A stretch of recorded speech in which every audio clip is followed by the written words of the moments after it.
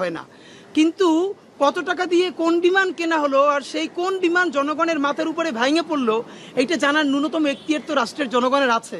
কারণ এই বিমান, এই নৌজাহাজ সবই তো রাষ্ট্রের টাকায়, জনগণের টাকায় কেনা হয়।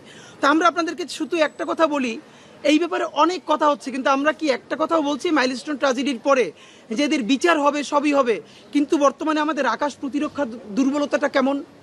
আপনি ভাবেন বর্তমানে যে আমাদের যুদ্ধ বিমান যেটা ওখানে ক্রাশ করলো, এটা তো যুদ্ধ বিমান, একটা ফাইটার জেট, এবং এই ফাইটার জেটের যে মডেলের বয়স এটা আমাদের এই জেনজি যারা আছে তাদের অনেকের বাপের বয়সেরও বেশি। মানে জেনজি যারা, তাদের যে বাপের বয়স তার চেয়ে ওই মডেল পুরনো।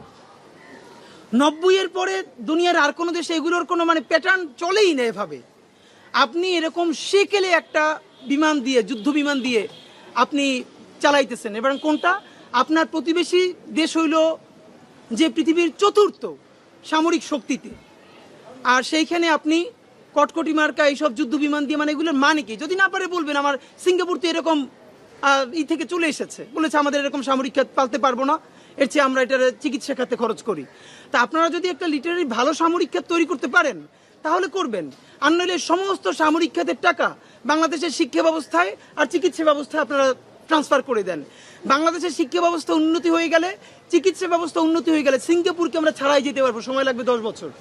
তো আপনি প্রতিরক্ষা খাতে সব থেকে বেশি খরচও করতেছেন, কিন্তু কিনতেছেন ভাঙ্গারি বিমান, ভাঙ্গারি নৌজাহাজ, আর শিক্ষা খাতেও বরাদ্দ হইতেছে না, চিকিৎসা খাতেও বরাদ্দ হইতেছে না। মাত্র মানে 2000-এর অধিক মানুষের জন্য বাংলাদেশে রাষ্ট্রীয়ভাবে একজন ডাক্তার এই দেশের মধ্যে আমরা বসবাস করি, তাহলে এটা দিয়ে হবে কি?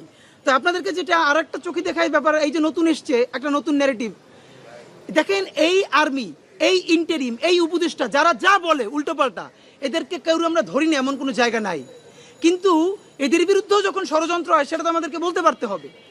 একটা ব্যাপার হলো, এই যে হাসিনার উন্নয়ন বলে বাংলাদেশে যা গিলানো হয়েছিল 16 বছর ধরে, এই পদ্মা সেতুর উন্নয়ন, আমাদের রূপপুর, আমাদের স্যাটেলাইট, দেখেন স্যাটেলাইট করেছে বাপের নামে, সেই স্যাটেলাইটের 1 পয়সার উপকার বাংলাদেশে পেয়েছে কিনা আপনারা মূলধারার মিডিয়া গত 1 বছরও কি সেটার একটা প্রতিবেদন করেছেন?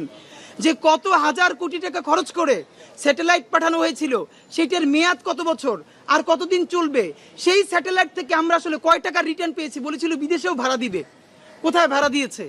এমনভাবে করাপশন তারা শিখেছে, শিখলে আসলে আওয়ামী লীগের মতোই শিখতে হয় করাপশন।